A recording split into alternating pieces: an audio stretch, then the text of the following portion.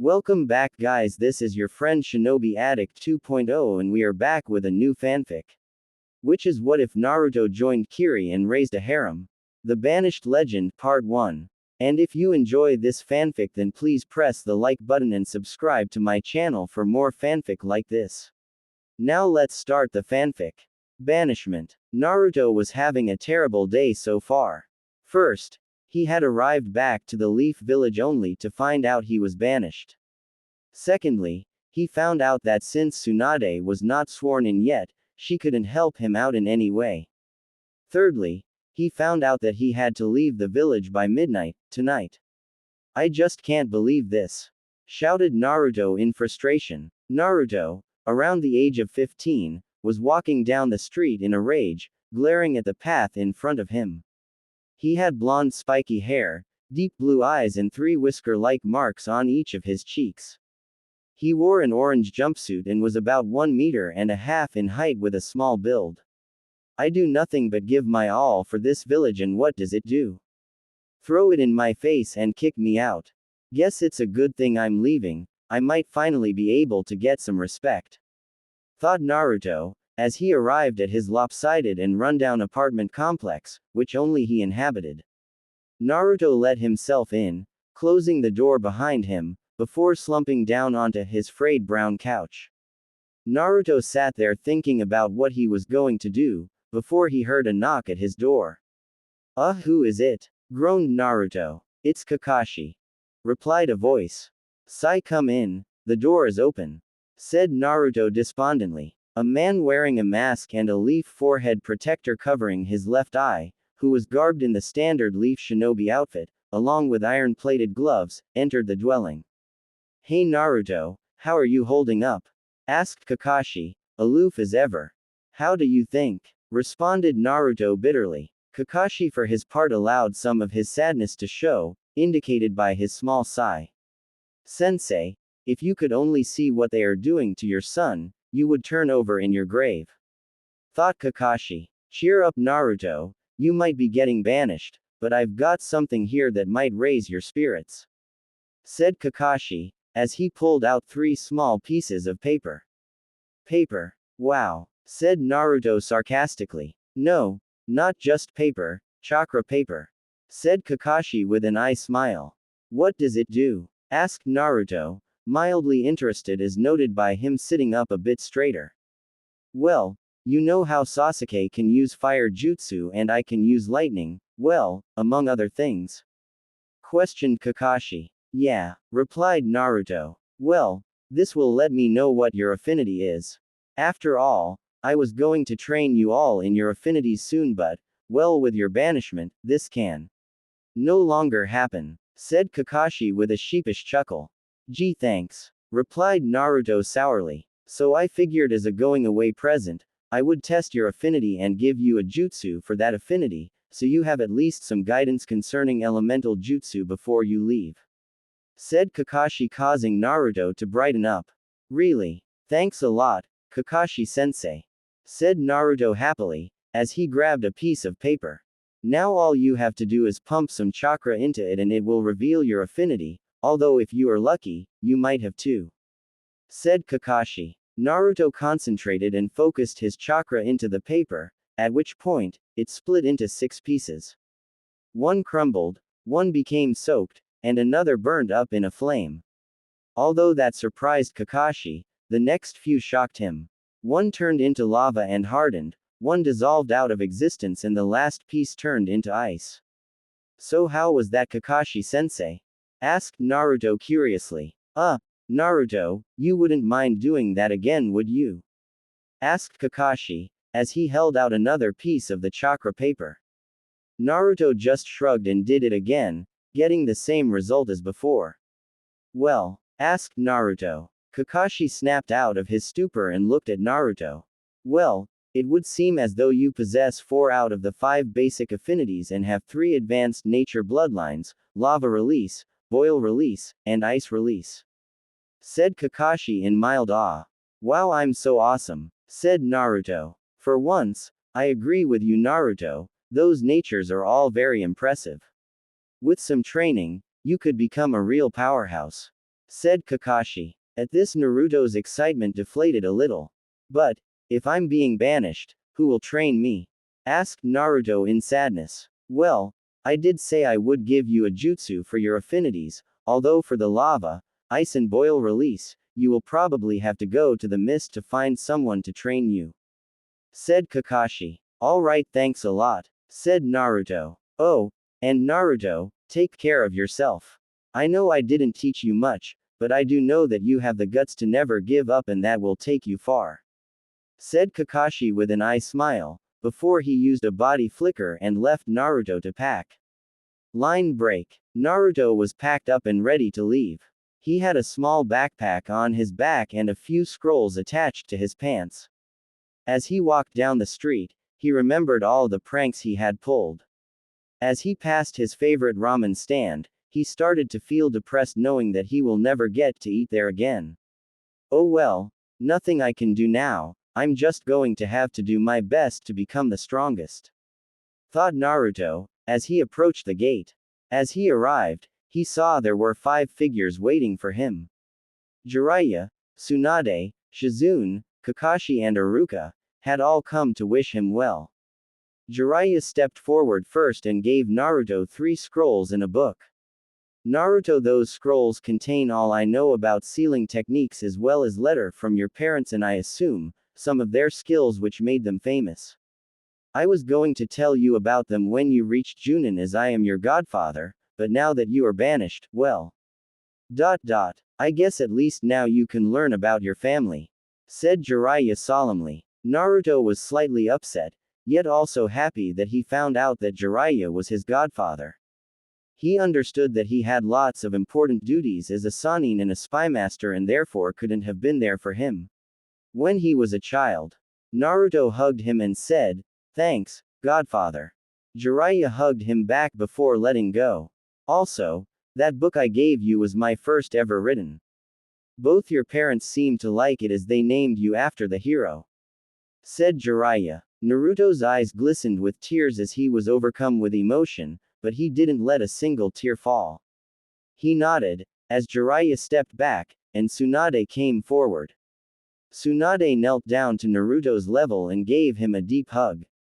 I know that this village banishing you isn't fair, but all this means is that you have to become a great shinobi to show them what they missed out on.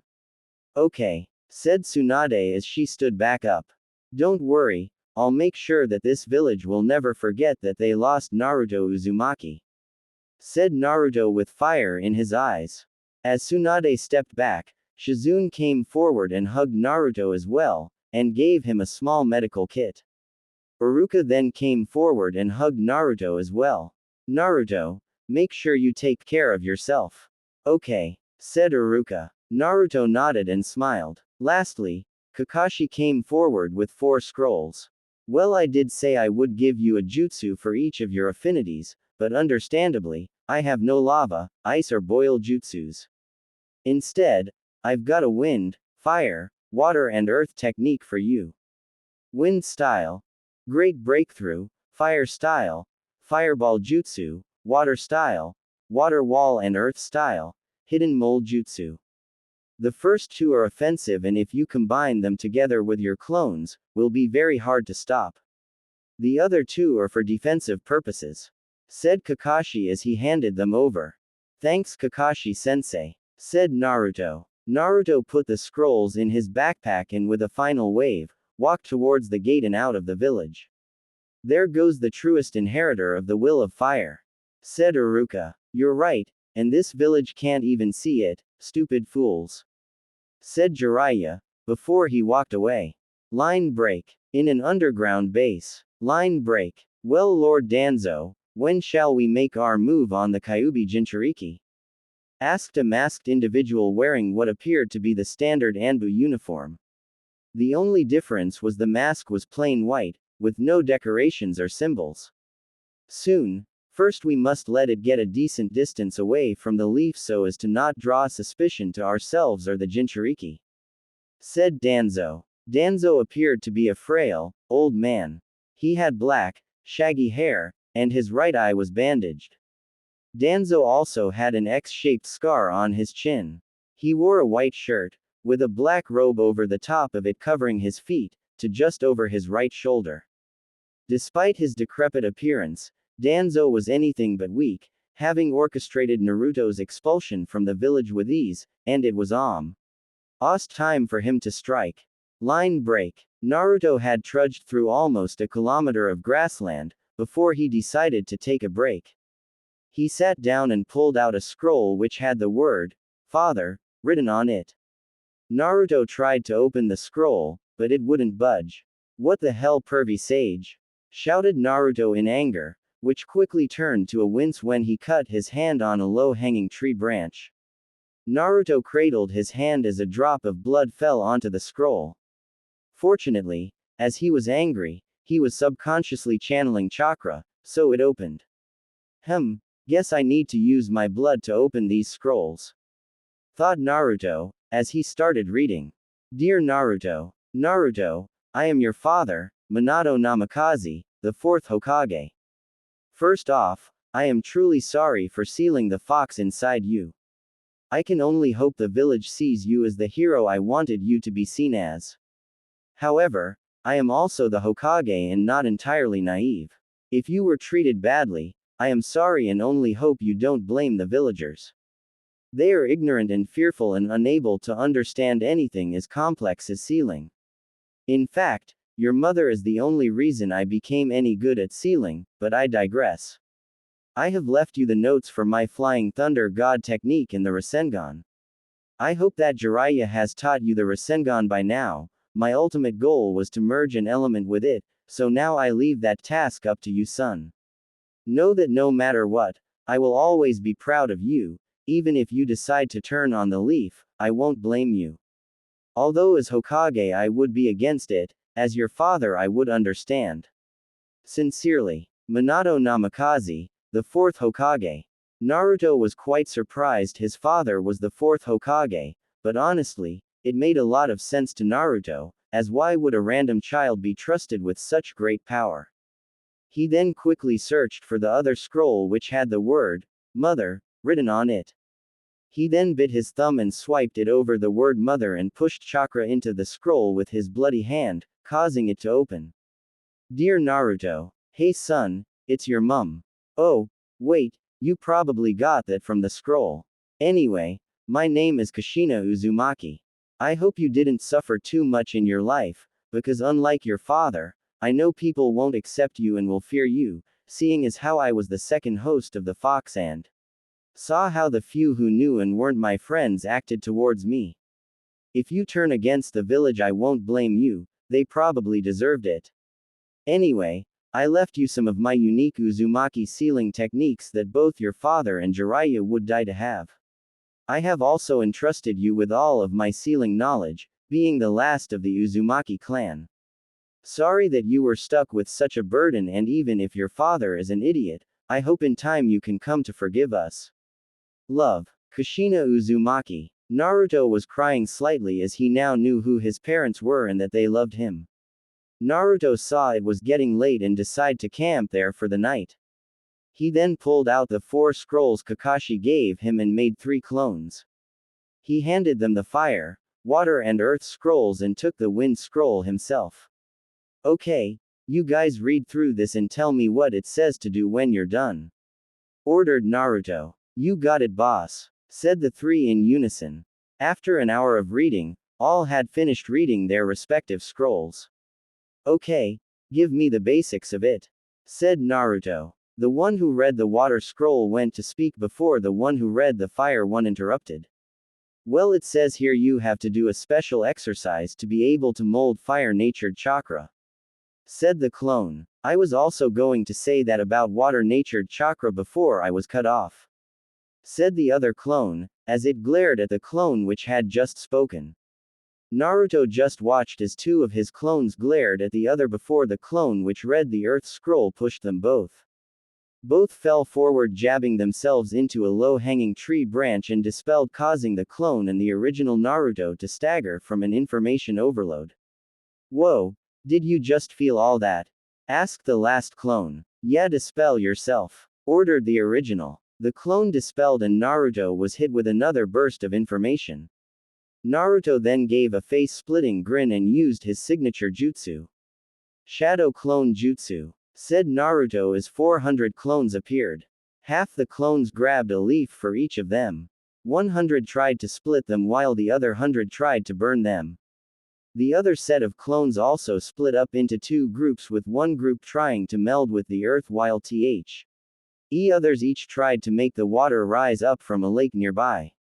The original Naruto started to do a series of push-ups and squats to improve his physical strength.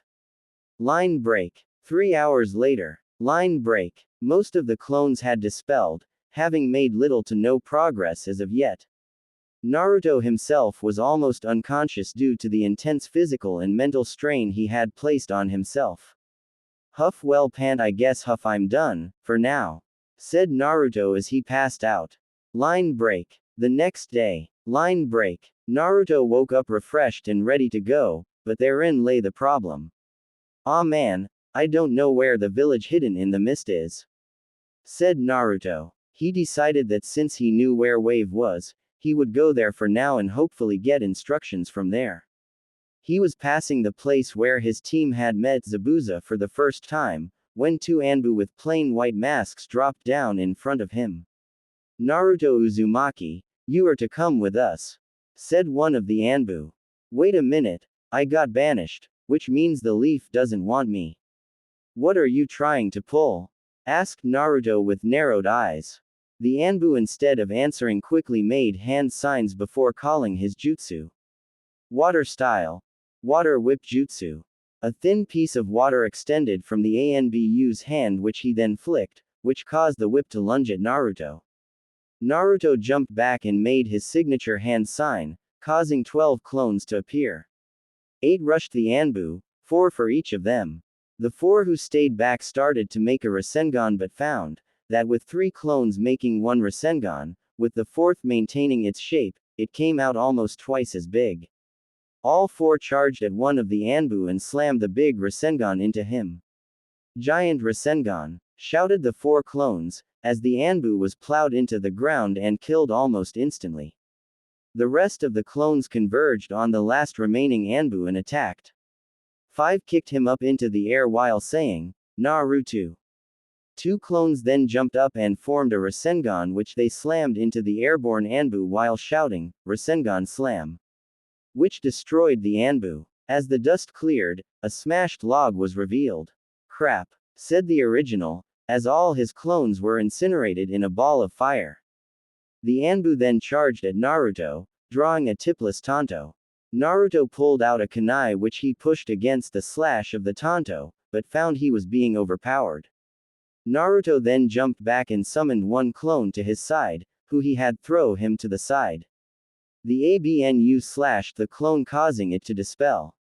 "Crap, I don't have that many techniques to use against this guy aside from those he has already seen," thought Naruto in a panic.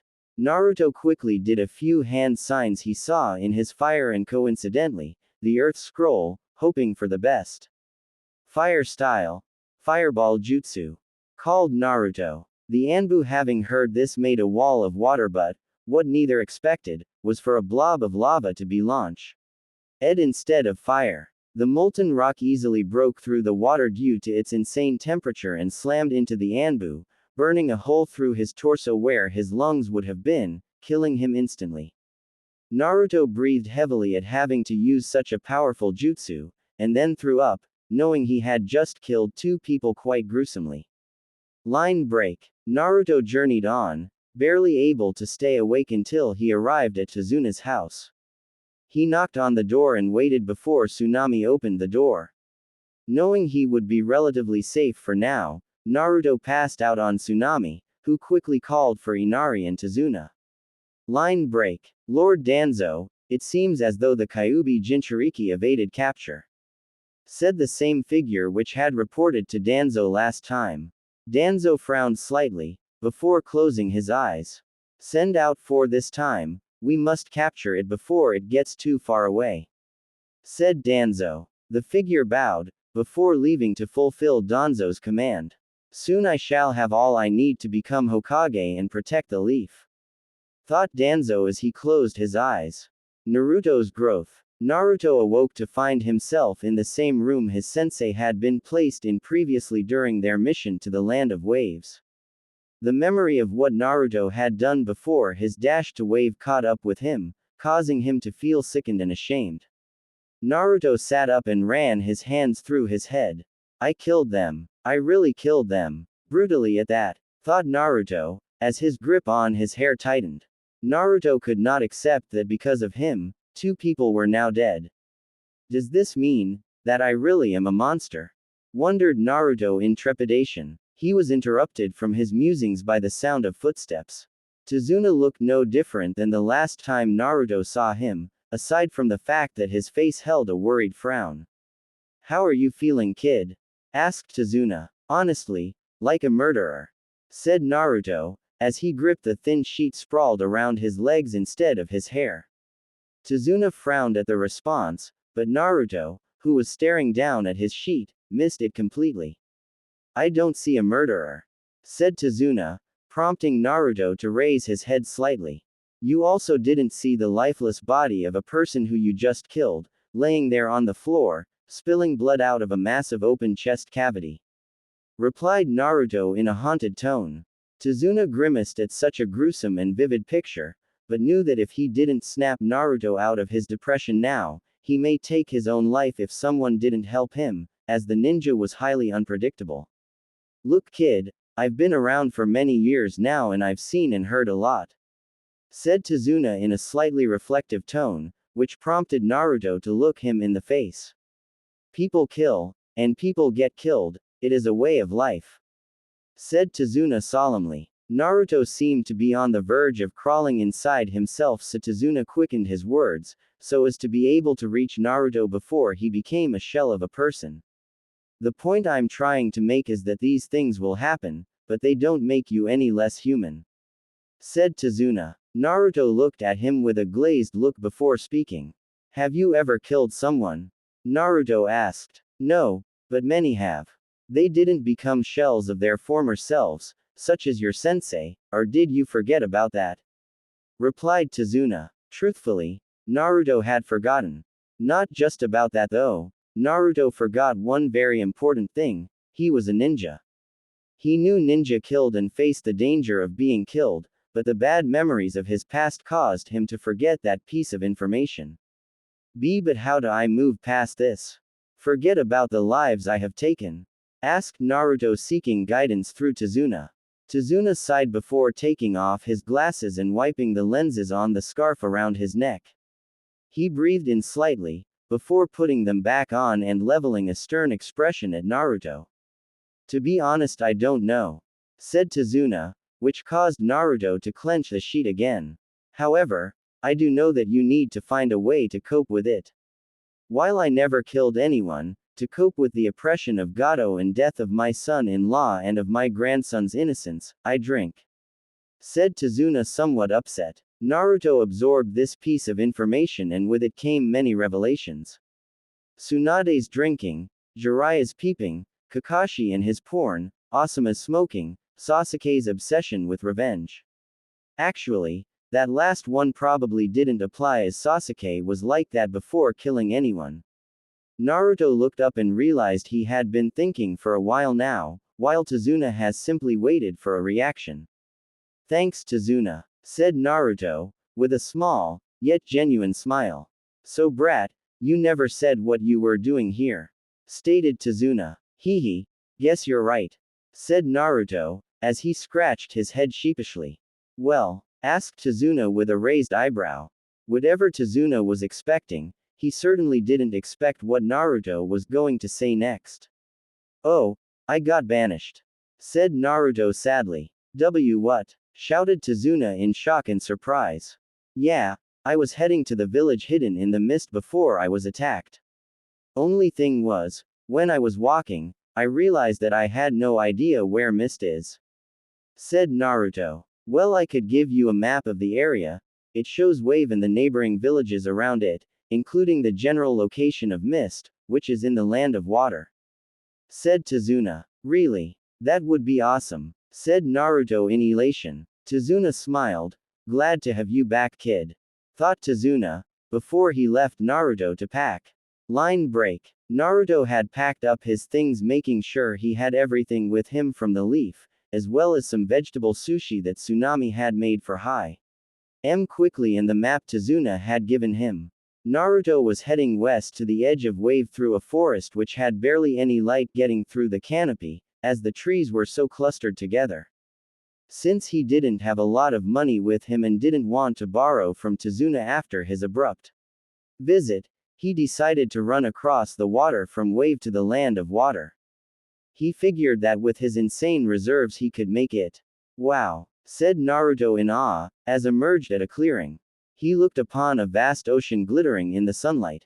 There was not a lot of separation between the forest and the ocean, only having 1 meter of sand between them. Naruto sat down and quickly pulled out 2 vegetable sushi which he ate at a sedate pace, while admiring the beauty of nature. As he finished them, he stood up and dusted his hands, letting the crumbs fall to the ground. He tightened his backpack and made sure all his scrolls were firmly affixed to his waist. Well, here goes, thought Naruto as he started channeling chakra to his feet. He took a step onto the water, before looking behind him.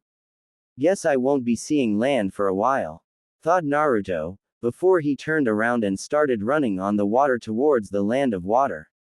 Line break. Naruto ran for hours until the majesty of nature he observed before his run became an endless expanse of blue nothingness.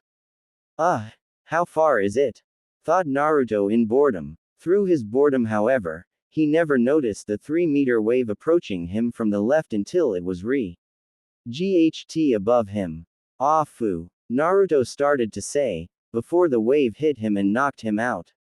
Line break. It could have been seconds, or even days, as Naruto had no idea how long he was knocked out for.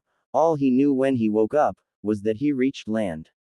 Woohoo, land! Exclaimed Naruto, as he stood up and pumped his fist.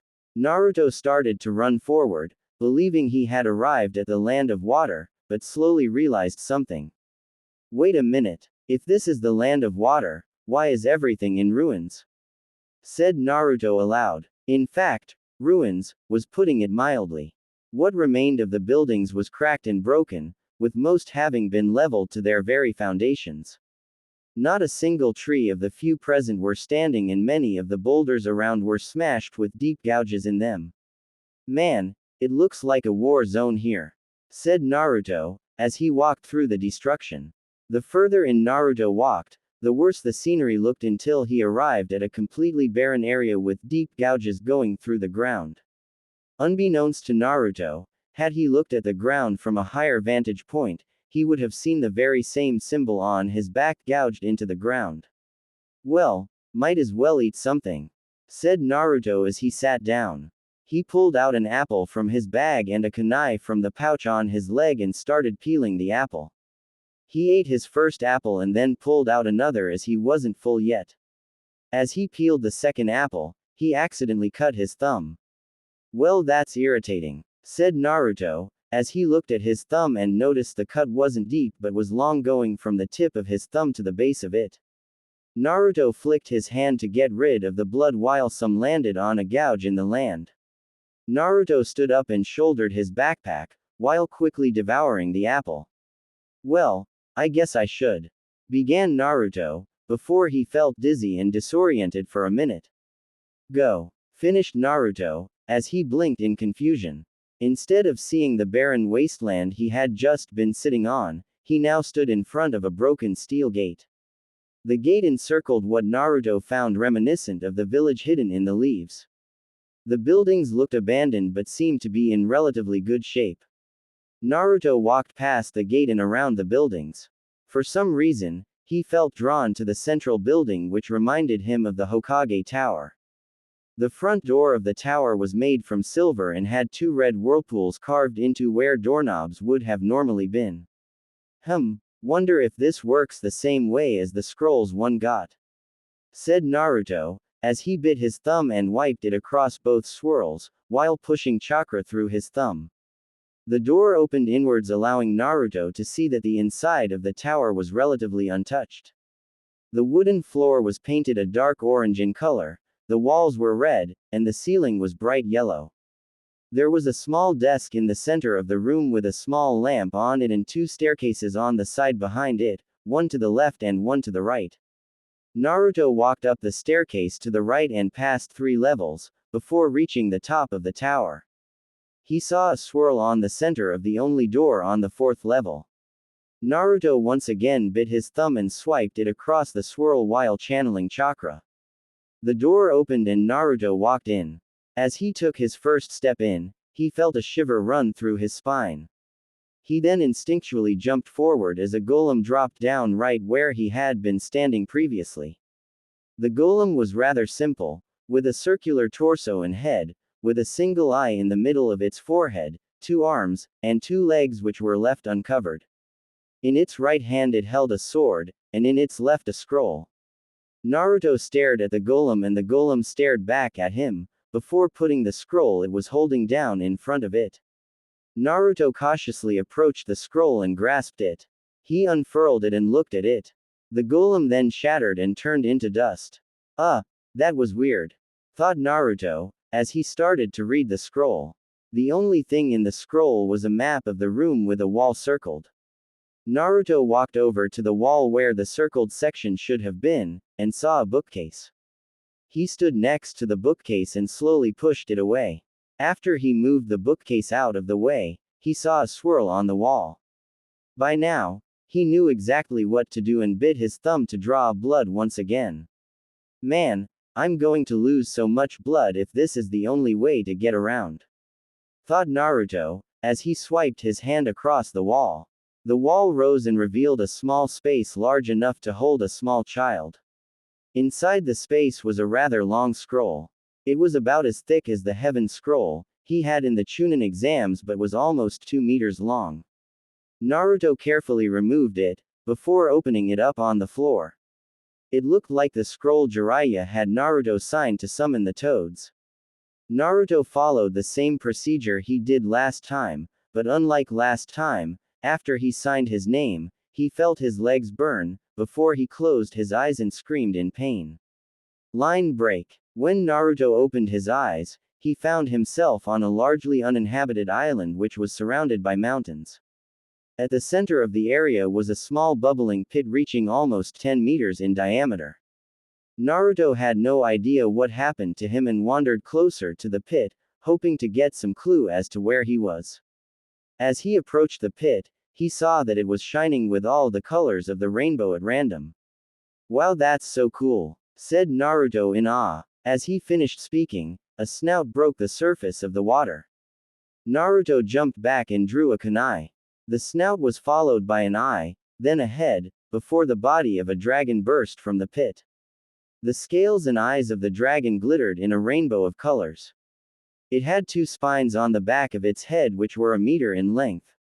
It possessed smaller scales down its back and head while its tail had none.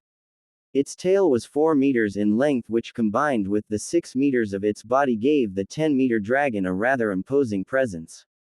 Its underbelly didn't show as many colors as the rest of its body and seemed to resemble the daytime sky, as it was a pale blue, with white and yellow flecks running through it. Its eyes were slitted, and its 30-centimeter white teeth were shining brightly which eerily reminded Naruto of Lee.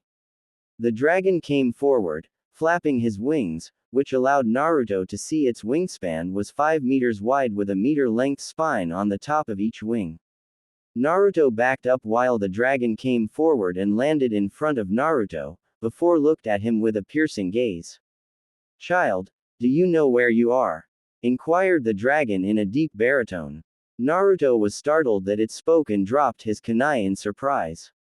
"Well, no," said Naruto abashed. "Well, you are in the summoning realm of the dragons. Based on your lack of knowledge of where you are, I assume the Uzumaki clan is gone," said the dragon. "Yeah, I can't be sure, but I think I am the last one as I have never seen another Uzumaki before," said Naruto. The dragon closed its eyes in what Naruto perceived to be thought. After some time, the dragon came up with an idea and brought its tail forward before touching Naruto's forehead. Naruto was instantly bombarded with memories which were not his own. Naruto saw some red-headed people riding on dragons while making rapid brush strokes on paper. He saw different colored dragons, some being emerald in color, while others sparkled like diamonds. He saw many other memories, some of red-headed people using strange weapons, while others used a wide variety of jutsus, some similar to the lava ball he used against the Anbu, ice spears similar to the ones Haku could use, while others used a mist which literally dissolved the flesh and bones of invaders. "Whoa," said Naruto, as the dragon removed his tail from Naruto's head. "Yes, whoa indeed. What you just saw were the deeds of your ancestors and my fellow dragon brethren. You will notice that not all looked as I do, as there are 7 distinct types of dragons. Dragons such as me are capable of utilizing wind and ice techniques. Other dragons can use other techniques, but I believe they should tell you about their techniques themselves," said the dragon as Naruto recovered. "Oh, by the way, my name is Naruto Uzumaki," said Naruto, as he stuck his hand out to shake. "Oparu," said the dragon as it brought forward an appendage, with 4 claws jutting over what appeared to be fingers, to shake Naruto's hand, easily dwarfing it. "So can you teach me about how to use wind and ice techniques?" asked Naruto. Oparu nodded, before motioning Naruto towards the lake. "To start with, you need to freeze that lake for ice and split it for wind. Best you get started now," said Oparu. Naruto walked over to the lake and made his signature hand sign, causing 50 clones to appear. "Let's do it," said Naruto, before he and his clones proceeded to try and freeze and split the lake. He has lots of potential," thought Oparu, as he watched Naruto. Line break. 3 months later, in the Leaf Village. Line break. "What do you mean you don't know where he is?" shouted Tsunade at Jiraiya, who was looking at her solemnly from his seat on the windowsill. "Exactly what it sounds like, Tsunade. After leaving Wave, neither my spies nor I have spotted him anywhere. It is almost as if he vanished into thin air," said Jiraiya, truly perplexed. Tsunade sighed, before crossing her hands in front of her face and placing her chin on them. "All right, Jiraiya, as much as it pains me, forget about Naruto for now. However, as soon as he resurfaces, I want to be the first to know," said Tsunade, clearly upset. Jiraiya nodded and left. Line break. "So Kakashi, what are we going to do today?" asked Sasuke. Sasuke was wearing the same clothes he wore for the Chunin exams, minus the black strap that used to lie around his left hand and right calf. "Well, I was thinking of a ninjutsu spar without the Sharingan," said Kakashi. Kakashi had not changed at all in the 3 months Naruto had left, but if someone particularly observant looked at him, they could see he walked with a slightly defeated air about him. Sasuke got in a ready stance, while Kakashi started going through hand signs. Sasuke began making his own hand signs before launching a fireball at Kakashi, while Kakashi countered with a water dragon. "I hope whatever you're doing is helping you achieve your goals, whatever they may be, Naruto," thought Kakashi, as he dodged a barrage of kunai. Line break. "Lord Danzo, we still can't find a trace of the 9 tails," said a kneeling figure. "Send out 4 more men, we must find it immediately," said Danzo, to which the figure nodded and disappeared. Line break. "Well, Naruto, I would say you have just about mastered ice and wind manipulation. In such a short time, I may add. To gain mastery in 2 elements in 4 months is astonishing," said Oparu in praise of Naruto's learning ability. "Thanks, Oparu," said Naruto. Naruto had shot up in height now, being 1.5 meters tall, 10 centimeters taller than he was 4 months ago. "So does this mean I need to go find the other dragons for my training?" asked Naruto. "Actually, they need to accept you first. You see, you came to me first as you have a special bond with the Opal Dragons, being born in October. For the others though, they must decide themselves when they want to train you," replied Oparu. "So what should I do now?" Go back to looking for mist? Asked Naruto. I guess, but before you go, let me give you something, lift up your shirt. Said Oparu. Naruto obliged and Oparu touched the tip of his tail over Naruto's heart. There was a small flash of light, and a tattoo of an opal dragon was seen coiled around where his heart was. If you ever need me, just swipe some blood over your heart and pump some chakra into it and I will be there to aid you. Said Oparu with, what Naruto could only call, a smile. Thanks Oparu, I'll try and summon you out for some fun sometime. Said Naruto, eliciting an amused snort from Oparu. Oparu then stared Naruto in his eyes and Naruto felt his legs burn again, before he found himself back in the building he got his summoning contract from. Line break. Naruto walked back out the gate he entered from.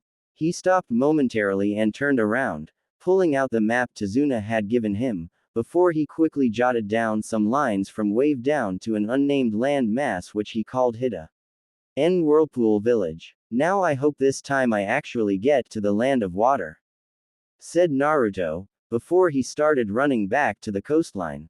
Line break. After a now successful run, Naruto finally arrived at another land mass, which according to his map, was the land of water. Now how am I supposed to find the village hidden in the mist? Pondered Naruto aloud. Naruto started walking down the path which he noticed was devoid of any life, plant or animal. Despite this though, there seemed to be a constant humidity in the air. I guess this is how they can use water jutsu so easily. With all this moisture though, fire jutsu must be really hard to pull off. Thought Naruto. After a while, Naruto reached the end of the first island he arrived at, and water walked to the next one. This must be the main island I've been walking for hours. Thought Naruto. After walking for a little longer Naruto heard some explosions in the distance, before a stray explosive kunai landed near him, causing him to jump to the left quickly to avoid losing a limb. Okay, now I'm angry. Said Naruto, as he jogged in the direction of where the kunai came from. He arrived on the scene of two mist ninja fighting each other. That's odd. Why are mist ninja fighting each other? Thought Naruto. Die, rebel, shouted a slightly insane-looking mist ninja. His entire body excluding his face was covered in fishnet and he wore a dark blue cloak over this. His headband which depicted 4 wavy lines was wrapped around his left wrist. He had a stocky build and wild black eyes. The other ninja appeared to be a middle-aged man with a patch over his right eye. He wore a talisman in each ear with, "To hear," written on them twice on each side. He also wore a striped shirt and pants with seemingly the same pattern, with a green robe over them. His blue hair was styled in a manner resembling a shark fin. Naruto silently and without any hand signs made 5 clones, having gained a degree of mastery over them during his training with Oparu. As the rebel approached a tree, Naruto and his clones jumped out and quickly tackled both ninja before giving them a chop to their necks knocking them out. Naruto tied them both up to separate trees next to each other, so they both faced him. Line break. After a surprisingly short amount of time, both ninja woke up, the rebel sat there calmly, while the other ninja was struggling against his bindings. Naruto coughed to gain their attention. Untie me now, shouted the mist ninja who looked positively unhinged now. You seem to be the most rational one at the moment. Tell me, why are 2 mist ninja fighting each other? Ordered Naruto, as he pointed at the blue-haired man. Given your headband, I assume you are from the leaf. Said the man. Banished but go on. Said Naruto, eliciting a raised eyebrow from the man. Well, there is a civil war in Mist between bloodline wielders such as myself and loyalists which think all bloodlines are a plague. Said the ninja, giving a pointed look to the man next to him. Well, that throws a wrench into my plans of getting someone to train me in boil and lava release. Muttered Naruto, causing both of them to look at him incredulously. More bloodline scum. Spat the insane ninja. Our leader possesses boil and lava release. If you release me, I may be able to convince our leader to train you, if you help us out. Propositioned the green-clad ninja. Naruto thought it over and figured it was a fairly reasonable offer. Okay, said Naruto, as he threw a kunai cutting the ninja's ropes. My name is Ao, said the green-clad ninja. Naruto Uzumaki, nodded Naruto, prompting a raised eyebrow and a look of deep thought to encompass Ao's face. Scum, you will all die, shouted the remaining mist ninja. So what do we do with him? Asked Naruto. Well, we could kill him, or bring him back for interrogation to our camp, suggested Ao. Okay, said Naruto as he put his hand out and engulfed the man in a block of ice. The man gave a strangled gasp, before being frozen in ice. Ao coughed, prompting Naruto to look at him. Ao pointed at the block with a